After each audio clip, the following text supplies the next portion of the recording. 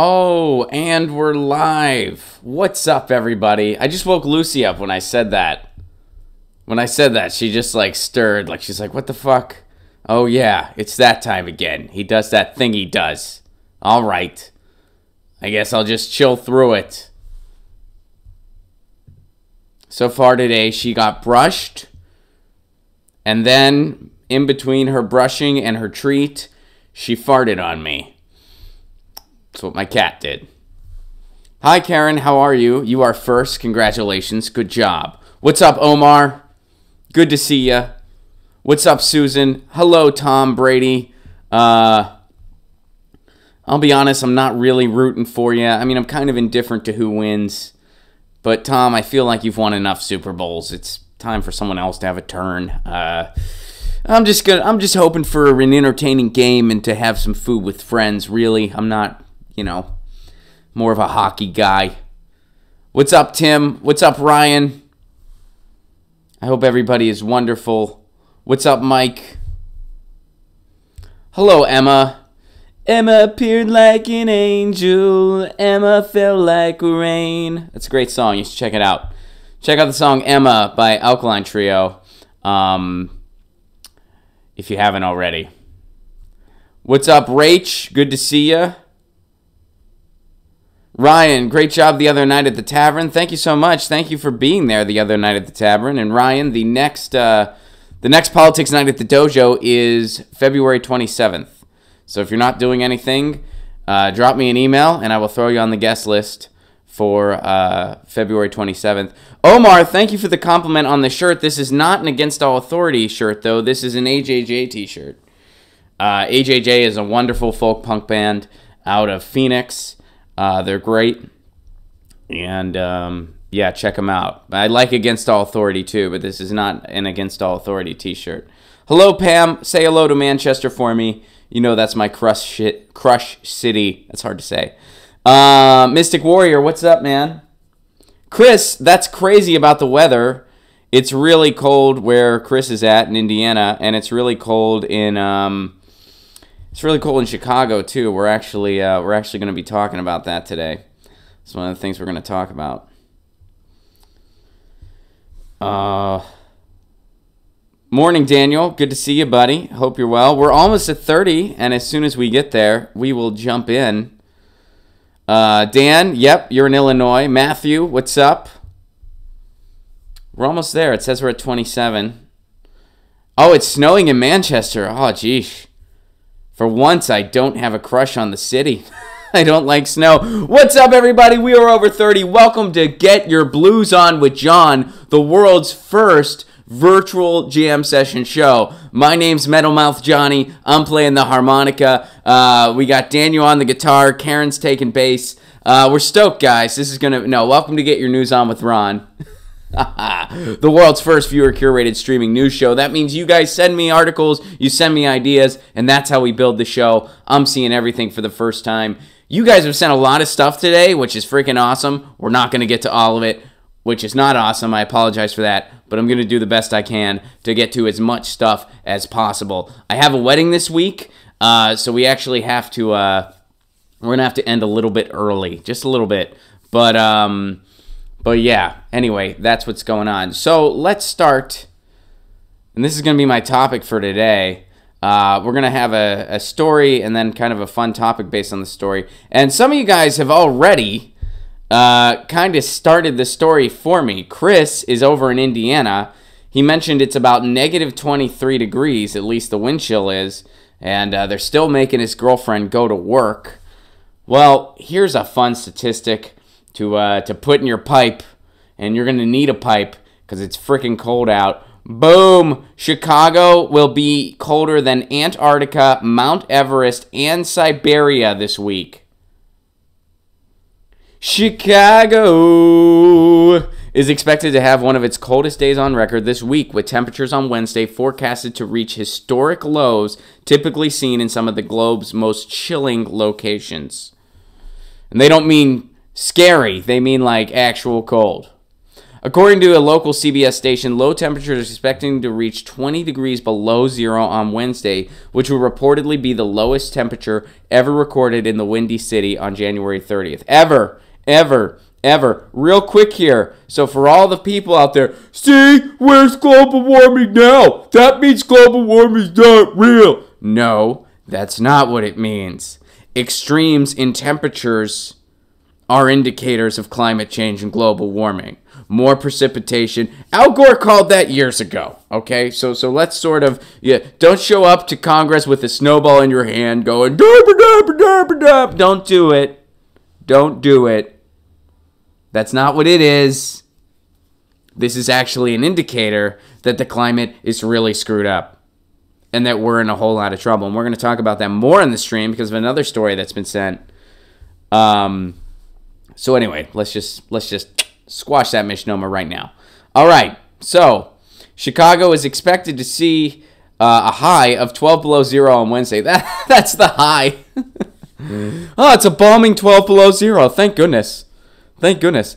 The forecast would reportedly place Chicago among some of the world's frostiest sites, including the South Pole, which is expected to see a high temperature of 4 below zero on the same day. Santa's nemesis, going to be a little warmer than Chicago. Barrow, Alaska, which is located north of the Arctic Circle, is expected to see a high of 7 below on Wednesday. Even the summit of Mount Everest is expected to be warmer than Chicago on Wednesday with an expected high of 30, it added, and parts of Siberia are also expected to see higher temperatures than the city that day.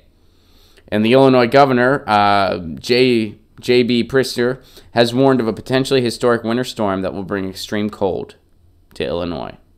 And there's Flo. The picture of Flo, the progressive lady, hanging out.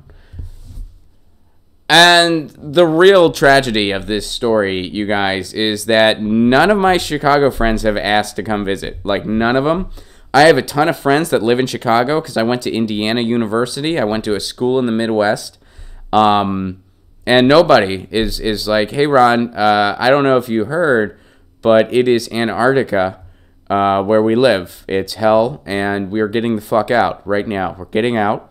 And we're just going to come stay with you. You know, when I was homeless, and for those not in the know, yes, I was homeless. I was a comedian. I lived in my car for a while. I was passing through Chicago constantly. I kind of unofficially lived in Chicago. And I would stay on my friend's couch constantly. These were college buddies of mine. They're now married. And I would stay on their couch with their dogs and take care of the dogs in the daytime. And I was sort of their unofficial third roommate.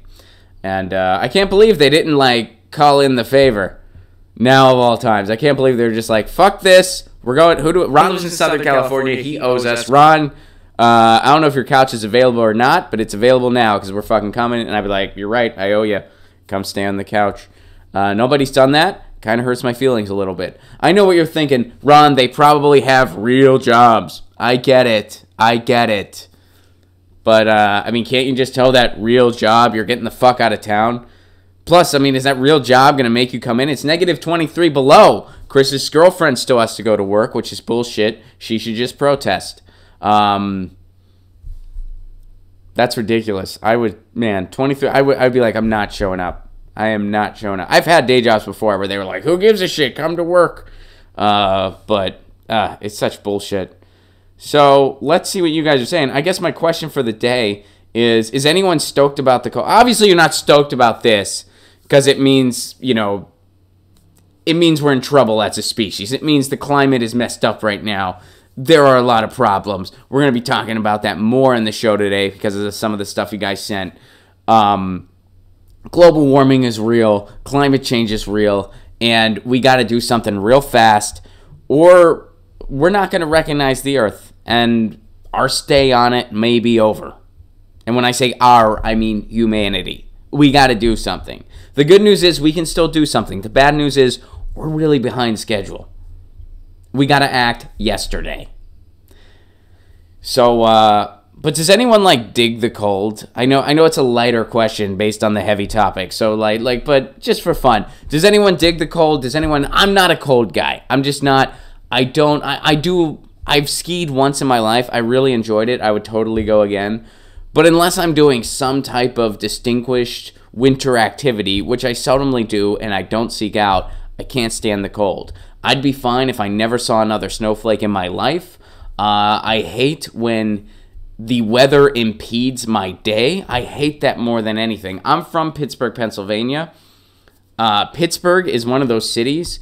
It has shitty winters, but it's the worst of both worlds, because Pittsburgh's the type of city, it's not as shitty as weather-wise as far as like other places in the Rust Belt, like upstate New York or Minneapolis or Wisconsin, but it's still bad enough that there's going to be ice and it's going to accumulate. So why I say that Pittsburgh is the worst of both worlds, Pittsburgh gets just enough snow that it impedes your daily life, but not enough that they really know how to deal with it.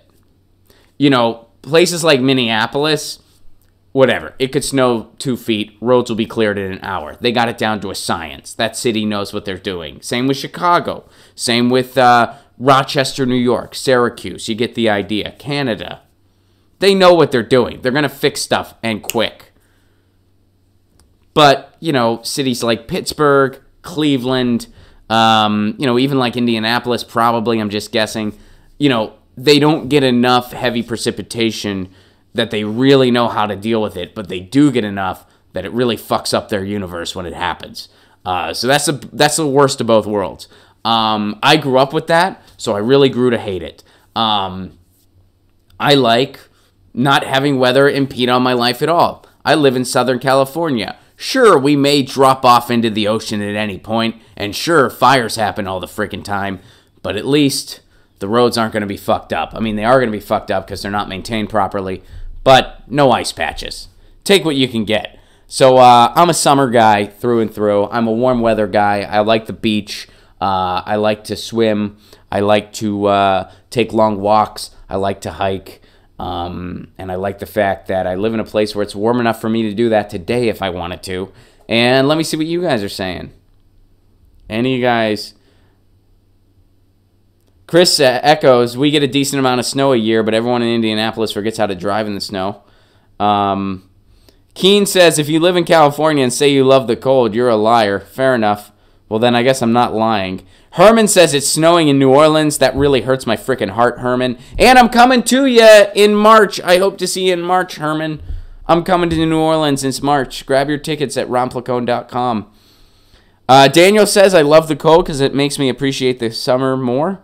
That's a pretty optimistic way to look at it. I like that. I respect that. David likes beer. Is that an impression of what's his name? Who's the... Oh, geez, I'm blanking on the guy's name. The Supreme Court guy. I like beer. I would drink beer.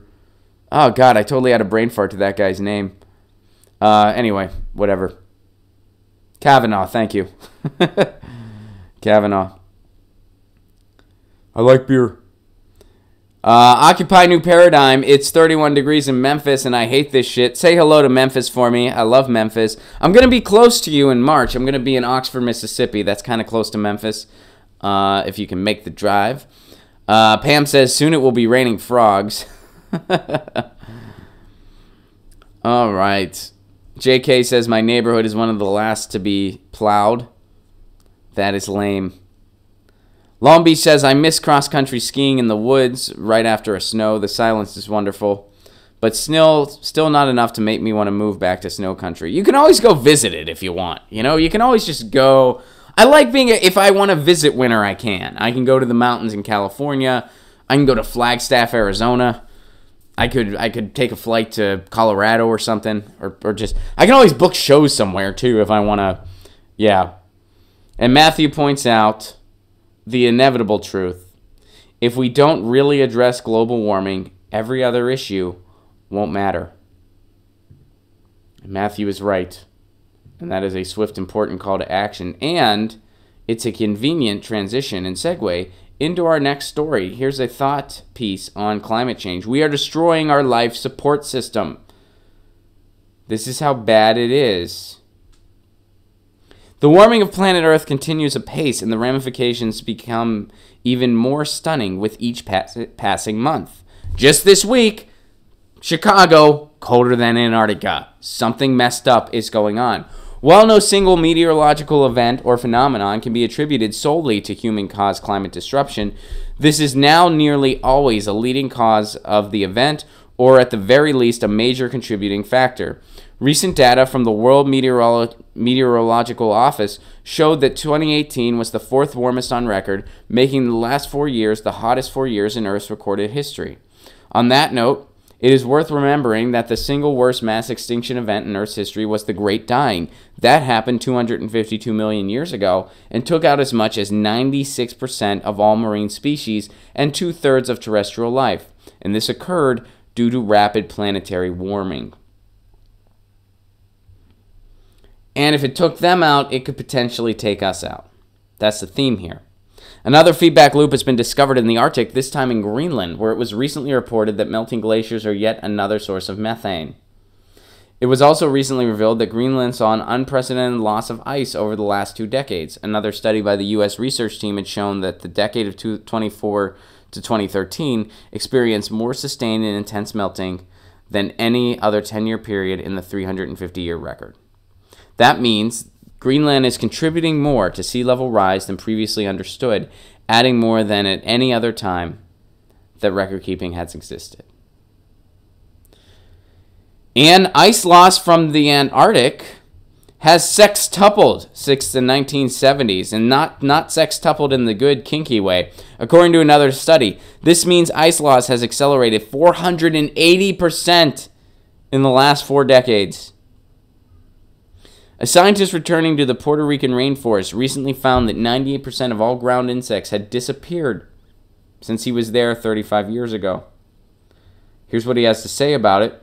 The scientist's name is Brad Lister. We are essentially destroying the very life support systems that allow us to sustain our existence on the planet, along with all the other life on it.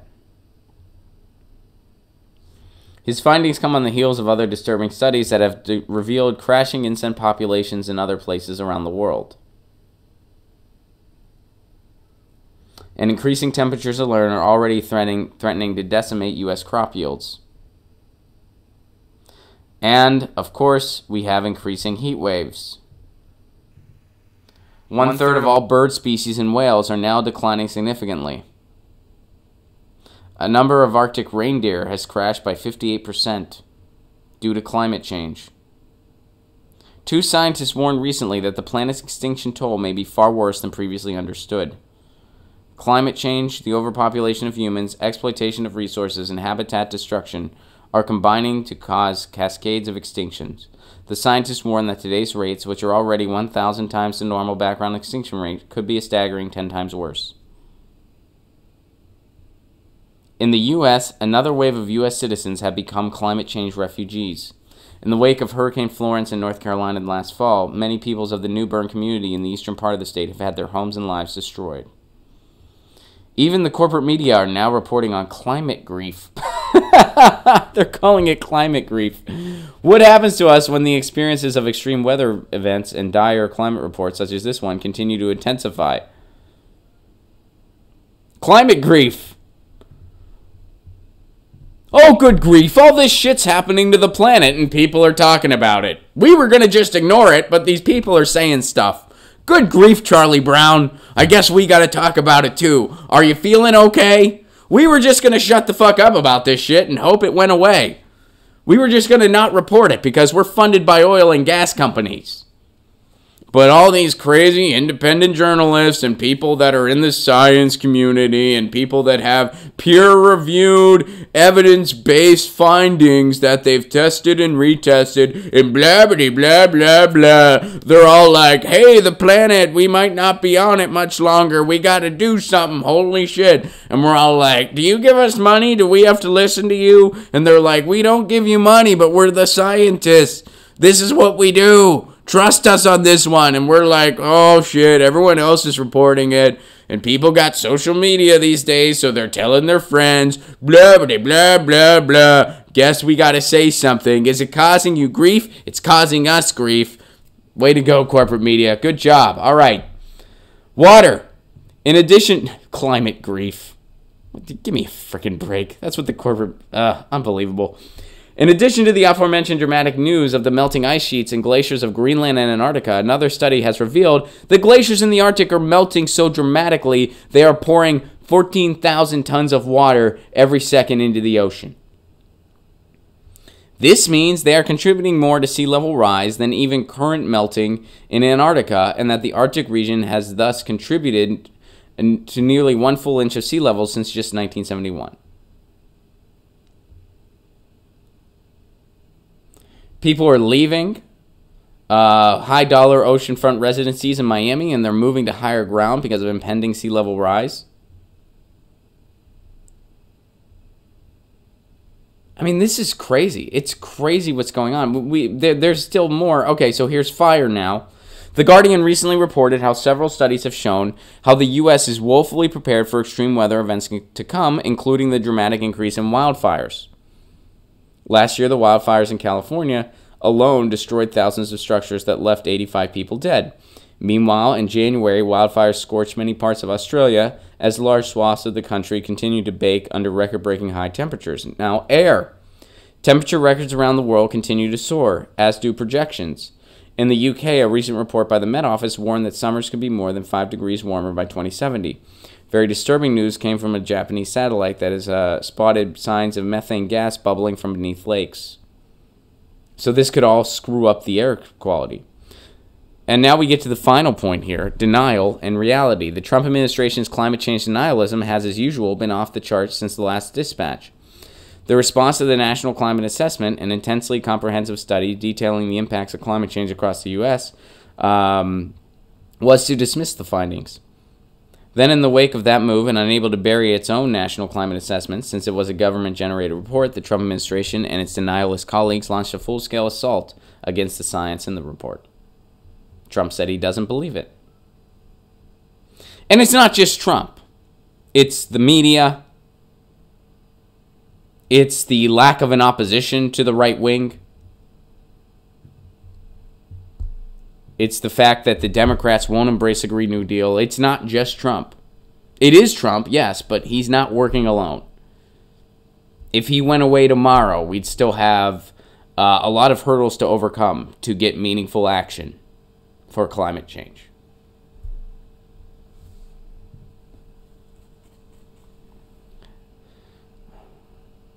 All right, so let's see what else is in this article. More bad news from another report in early December 18, which showed that global carbon emissions, not just in rich countries, were on track to jump to an all-time high. Atmospheric CO2 has already set 3 daily records.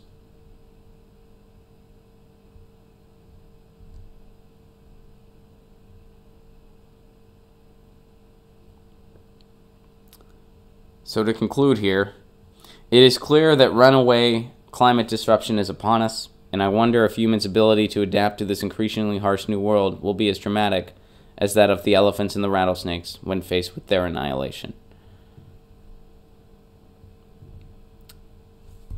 Well, that was the most depressing Onion article I've ever read. No, I'm just kidding. That article is a very brilliant article summarizing everything that is really going on with climate change and what it's really doing and what it really means. That was a brilliant summary, one of the best I've ever seen. Thank you, Ken, for sharing it with us. That article comes from Truth Out, and the title again, and of course we always leave the information and we have the headlines in the videos and so forth, but the article is from Truth Out, and it is called "We Are Destroying Our Life Support System." And, you know, and as you can see, the article is as uplifting as it sounds, but, you know, it's a message we all need to hear. So one of the elements in that story was talking about fires, and I mentioned earlier that we've been suffering from a lot of fires here in California. Here, however, is a little bit of good news, because some of our fires were caused by negligence by a certain power company. That power company is PG&E. We've been talking about PG&E. The fire was their fault. It was the fault of their negligence. It wasn't their first offense as a company. They're a corrupt company, and guess what? They're filing for bankruptcy in the wake of fire lawsuits. Faced with billions of dollars in potential liabilities from 2 years of devastating Northern California wildfires, as well as the specter of future catastrophic blazes, California's Pacific Gas and Electric, one of the nation's largest utilities, filed for Chapter 11 bankruptcy. The state is investigating PG&E's culpability in November's Butte County fire that killed at least 86 people and incinerated some 14,000 homes in around the town of Paradise, California. The utility says it has no choice but to file for bankruptcy. You ain't getting a violin played for me. I don't have a violin to play for you guys. Given the flood of lawsuits and wildfire liabilities, that could be up to $30 billion. Ratings agency had reduced its stock to junk status. We are fully committed to enhancing our wildlife safety efforts, too little, too late, as well as helping restoration and rebuilding efforts across the communities impacted by the devastating Northern California wildfires, Interim CEO John Simon said in the statement. To be clear, we have heard calls for change and we are determined to take action. Too little, too late. So here's what a law professor has to say about this. Chapter 11 is really the best way to deal comprehensively with all the liabilities they have. A key hurdle for the company in California, utilities can be held liable for wildfire damage if the company sparked the blaze, regardless of whether they're found negligent.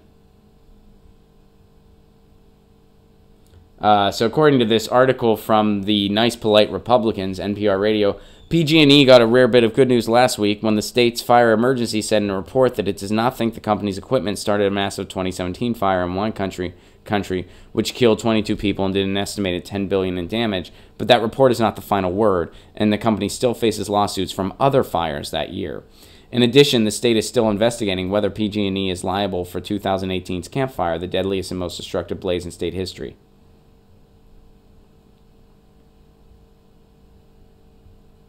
Too many victims, this doesn't make sense. When PG&E says, oh, safety is our most important priority, no, it's not. Their only priority is profit and more profits.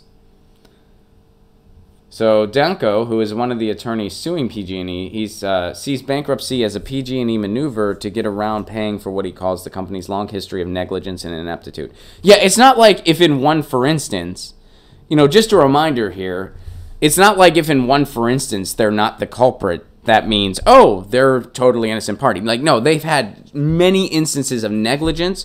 They've had many instances of there was a danger associated with what they were doing, and they did nothing to change course, and we've done videos about it on this show. So this is not their first infraction. As a company, they have had many infractions. So it's not like if in one, for instance, they were like, oh, it wasn't them, actually. It's not like that means, oh, well, then let's just drop the suit. They're totally innocent, are bad. It's not like that at all, just so you know. All right, so let's see what's more to this.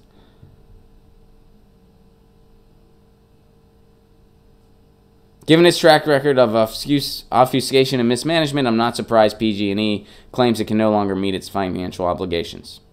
That's what California State Senator Bill Dodd said. So they filed for bankruptcy. And I guess we'll see how this whole thing ends. My message to PG&E is good riddance. But this doesn't necessarily mean that they're going away either. So here's something interesting. And we've definitely had a very big climate theme today. That's been kind of the theme of today's show, not intentionally, but it kind of worked out that way. So here's an unlikely person that maybe is sort of giving lip service to a Green New Deal. The sincerity I kind of question, but let's see anyway. Bloomberg calls for achievable Green New Deal. Okay. Former New York Mayor Michael Bloomberg on Tuesday endorsed the idea of a Green New Deal that many House Democrats support, but said Democrats need to chase an achievable version of the bill, not a pie-in-the-sky version. Okay, well, guess what?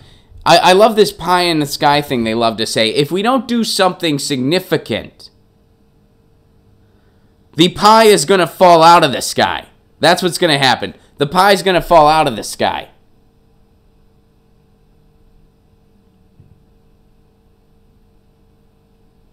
It's also been good to see so many Democrats embrace the idea of a Green New Deal. That idea has been around a very long time. A lot of elected officials have embraced the idea of a Green New Deal, and that's great. It's become fashionable to do so, Bloomberg said, but I think it's time as a party that we started putting some meat on the bone and laying out exactly how a Green New Deal would work, what it would include, and I believe that the plan should be bold ambition and most importantly achievable. I'm a little bit tired of listening to some things that are pie in the sky, that are never going to pass. This all sounds familiar. And that we just aren't going to afford. You know what I love? They talk about what we can't afford, but then when you ask why we can't afford it, they don't have an answer. Do you ever notice that? How can we afford cheaper prescription drugs? How can we afford the type of the healthcare that the rest of the industrialized world takes for granted? I don't know. They manage it. We're already spending the money, by the way. We spend more on healthcare than every other country that has a better system than us. We're already spending more than them. We just reallocate those resources. Boom, it's paid for. Oh, additionally, we spend more on war than the next 13 countries combined. How about we end those wars? Invest that money back home. Why don't we do that? Oh, also, we just pretty much print money when we want to. We also do that. So we could designate that for just social programs. So there's 3 answers. 3 feasible answers to the question, how are we going to pay for it? There's 3 answers to that question. Not 1, not 2, 3. We print money when we feel like it anyway. So we could just print money, designate it for those programs, and exclusively for those programs. We could do that. We're already paying for it. We just reallocate the resources. Boom, it's paid for, which is what a Medicare for All system would do. And, hey, we spend all this money on war for wars we shouldn't be in. Let's end those wars and reinvest the money back home. 3 ways. Just name 3 ways. That's 3 ways we could pay for a Green New Deal. That we could pay for sustainable solar. That we could pay for infrastructure. And some transportation solutions to get more cars off the road. 3 ways. And I'm just a random comedian on YouTube. And I know there's 3 ways to answer that. How are we going to pay for it? 3 answers right there for you. Howard Schultz is a billionaire who figured out Starbucks. He figured out that if you offer a coffee-themed milkshake on every street corner, you can become really rich. He figured that out. But he doesn't understand there's 3 different ways to pay for it. Mike Bloomberg, he doesn't know there's 3 different ways to pay for that. Why the hell not?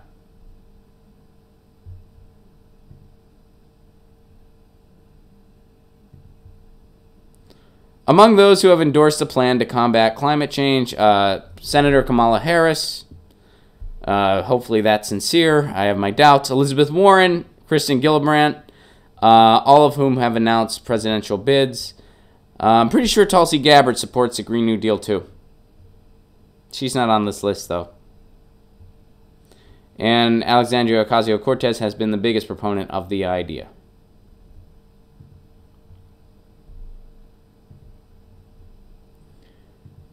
So I don't know what Michael Bloomberg means by an achievable version. I'm not sure what that means exactly. Does that mean we just do a little bit? We just do a little bit. We just stop a little bit of it. We let some of it go through. So only some humans are just extinguished. So I don't know what the achievable part means, but here's what I do know. We need to act, and we got about 12 years to act. And if we don't act, there will be really significant consequences. It's hard to project exactly how bad it'll be, but it'll be pretty bad. And people in the science community that know a hell of a lot more about this stuff than I do have said that at the very least our Earth will be unrecognizable in 50 years. And it's tough to say exactly how we'll adapt. Can't even promise for sure that we will. So, there's nothing pragmatic about an incremental solution to a catastrophic problem, Mr. Bloomberg. And I hope you realize that. But it's nice to know you're at least open to a Green New Deal. It's nice to know. That should just go without saying at this point. Everybody running for office, period, should embrace a Green New Deal. Everybody. Republican, Democrat, it doesn't matter. And the fact that they're not just shows how bankrupt and virtually non-existent our news media is. and how propagandized our society is. All right. So this is going to be our last story for today. Then I'm going to go to you guys. We do have to end a little early, like I said. But we talk a lot about net neutrality and municipal broadband on this show. I got to show up to City Hall again to push for municipal broadband in Pasadena. I know a lot of you are fighting for your own municipal broadband battles in your own communities. If you're not familiar with this show, what is municipal broadband? Municipal broadband takes internet access out of the corporation's hands and puts it into the hands of cities and communities. And why is this essential? Because we lost net neutrality. So the Verizons and the Comcasts and the AT&Ts in the world, if action's not taken, they're going to be able to gouge the internet. They're going to be able to make shows like this impossible. Because I can't afford to pay them money, but someone like a CNN can. They're also going to be able to price gouge what you can and can't access on the internet. You want to get the Facebook and Twitter? That's the social media package. That's an extra $100 a month, thank you. They're going to be able to make the internet into cable television 2.0. And nothing's stopping them from doing that. And if they didn't plan on doing something like that, they wouldn't be against net neutrality. They make plenty of money as is. Oh, and by the way, they make money by price gouging you. We get shittier internet for a higher price than most other countries that have done it the way I'm proposing, that have done it via the cities. I was in England, I was in Scotland, I was in Ireland. They all have better internet than we do. Countries that have done something similar to what we did, they also have shitty internet. Australia. They allowed corporations to just control their internet access. And those corporations formed organized duopolies, kind of similar to what we have in the United States. They have shitty service. And when net neutrality was repealed by the Ajit Pai FCC, they were told that, well, this will be good for the companies because these poor, struggling internet service providers that price gouge you and are making money hand over fist while offering shitty service and shitty internet access, and they can get away with that because they have an organized duopoly. This is corporate welfare. That's exactly what this is. He's saying, oh, well, they'll invest more. Without net neutrality, they can invest more. And they're gonna be able to spread into rural communities better. So everyone's going to have better internet access. That's what he was told. It's a complete lie. The opposite is true. And here's some evidence supporting that. Boom, it's now clear none of the supposed benefits of killing net neutrality are real. Network investment is down, layoffs abound, and networks are falling apart. Because this guy lied. Ajit Pai, he lied. He lied because the cable company's big cable gives him a lot of money. And why are we saying big cable more? We got to start saying big cable. I got to start, big cable. We say big oil. We say big pharma. We got to start saying big cable. Because they are a culprit in this too. And they are a corrupt beyond repair entity. We got to start saying big cable. Let's do it. Hashtag big cable. In the months leading up to the FCC assault on net neutrality, big telecom and FCC boss Ajit Pai told anybody who'd listen that killing net neutrality would boost broadband industry investment, spark job creation, and drive broadband into underserved areas. As it turned out, none of those promises are actually true. Despite the FCC voting to kill popular consumer protections in December of 2017, Popular is right. 83% of the country favors net neutrality. They took it away anyway. Why? Because public opinion doesn't matter at all. Comcast's latest earnings report indicate that the cable giant's capital expenditures for 2018 actually decreased 3%. The revelation comes on the heels by similar statements by Verizon and Charter Spectrum. And it won't get any better in 2019. According to analysis this week by Wall Street research firm MoffettNathanson, capital spending among the nation's four biggest cable providers, Altice, Comcast, Charter Spectrum, Cable One, is expected to decline upwards of 5% this year. Phone companies are similarly expected to see their wireline capex fall from $20.3 billion in 2018 to $19.6 billion. And the FCC did not respond to a request for comment on this.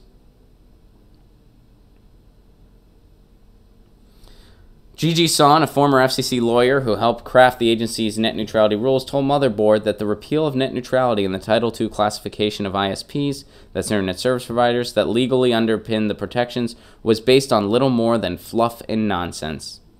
The cornerstone of Ajit Pai's net neutrality repeal order has quickly crumbled. The broadband industry's reduction in investment and capex in the wake of Ajit Pai's repeal of net neutrality rules proves what advocates for internet openness have known all along. Neither the rules nor Title II authority had any effect on broadband investment. So this whole idea that it was helping innovation was a big lie. And we knew it was a lie. And why did they lie? They lied to help these cable companies price gouge you and try to restrict your access to the internet. Well, Ron, we haven't seen it yet. Yeah, we haven't seen it yet because states are fighting it in court.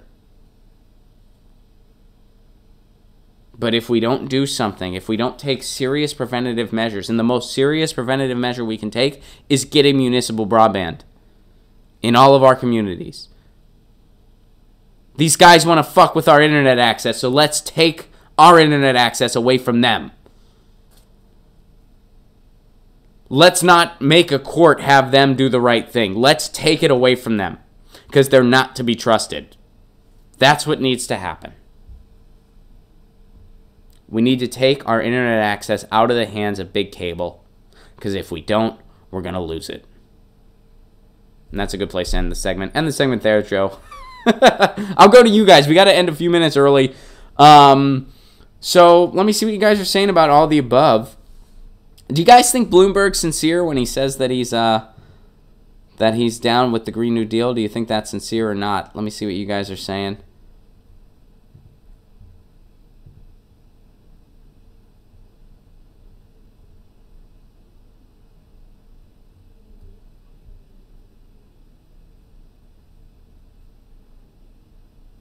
No. Okay, nobody trusts Bloomberg. Are you sure he's such a nice guy? Emma says, hell no.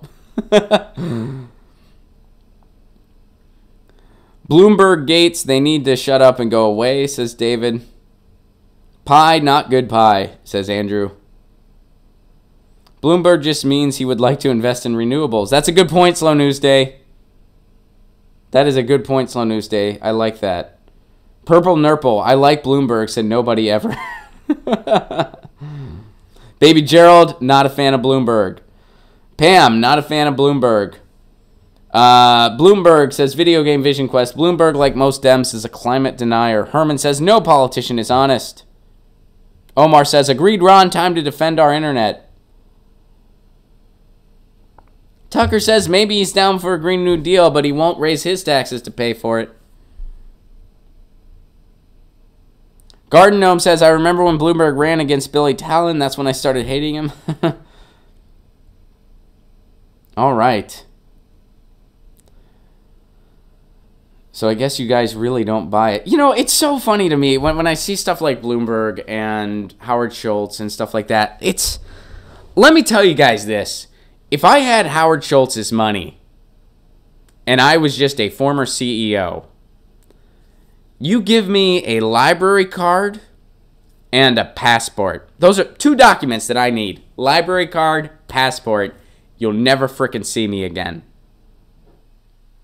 And when I say, I mean like the public spotlight. You'll never see me again. I would probably keep doing this show because this is fun for me. I enjoy doing this. I get sad when I don't get to do this show.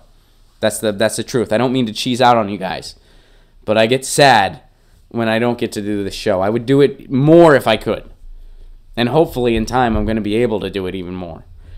But doing this show is fun for me. I feel a little bit better about the world. I feel a little less alone in the way I think.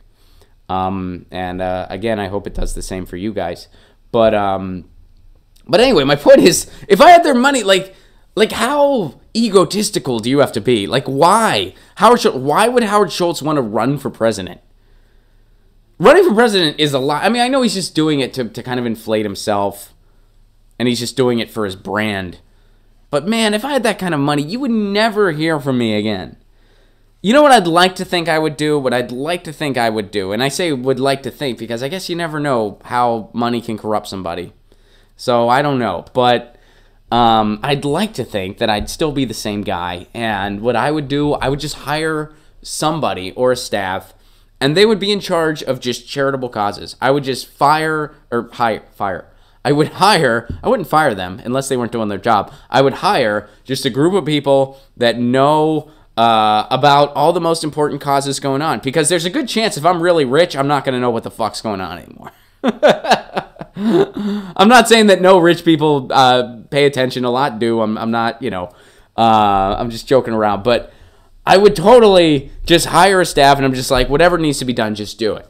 And they're like, okay, we're going to get municipal broadband. Of course you are. Good. And then we're going to do something about homelessness. Yes, of course you are. Do it. We're going to do something about climate change. Yeah, you really got to do that. All right, so we're going to do that? Yeah, do it. And we'll see you next year. Yeah, just make sure you're doing it. I would have to have some oversight to make sure these people weren't grifting me or whatever. But that's what I would do. I would just sign a check each year for them to do amazing charitable things. And then I would just do stand-up for fun. I would do this show for fun. And I would go to the library. I would learn Italian and get fluent in it. I would travel around the world. And that would literally be all I'd do. That would be all I do. I would never, Ron, you want to run for office? No. Are you kidding? I'm rich. No, I'm not going to run for office. I'm going to try to actually help people. I'm going to try to actually help people, and I'm going to enjoy myself. That's what I'm going to do. That's it. That's it.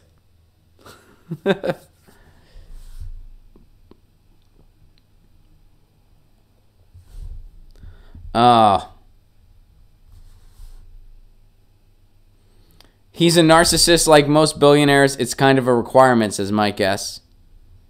Yeah, I guess so. Well, yeah, I mean, I think that to become a billionaire, you have to have a certain amount of...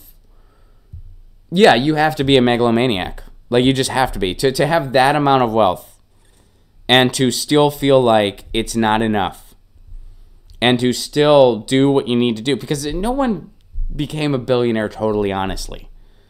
They screwed over a lot of people in the process. They did a lot of horrible things in the process. You have to be a sociopath. You really do. But I'm not saying if I had millions. I mean, that like if I had anything close to his wealth, that's exactly what I would do. I would hire a group of people to do charitable things. I would start an organization, hire a staff, and then I would just enjoy my life. That's exactly what I would do. That's all I would do. But anyway, I guess here's to wish. Guys, we are totally out of time. Tour dates, romplacone.com. Boom. Tour dates, romplacone.com. March, I'm coming to New Orleans. I'm coming to Pensacola. I'm coming to Oxford, Mississippi. And I'm coming to Lafayette, Louisiana. Get your tickets now at romplacone.com. If you can support this show on the sustainability end, please do become a patron. Patreon.com/romplacone. For a give what you can level, you get all kinds of exclusive perks. Plus, you're helping keep this show on the air. You're helping me upgrade things. You're helping me do more streams. Help this show grow. Garden Gnome says, again, if you get ultra rich, you must handle your altruism personally rather than hiring a staff. Otherwise, it goes nowhere and leeches accumulate. Not if you oversee it, Garden Gnome. Not if you oversee it. And why wouldn't I hire a staff? Why wouldn't I hire experts to handle things and to do the type of work I'm hiring them to do? Every rich person has a staff, some for good things, some for not so good things. I would want to hire one to do decent work.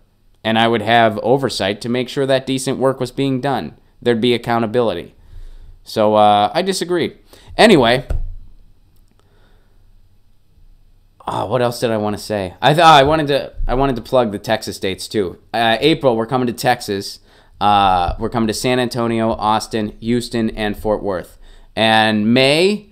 Oh, and by the way, June we just confirmed Baltimore. May, Salt Lake City, Utah, and Boise, Idaho.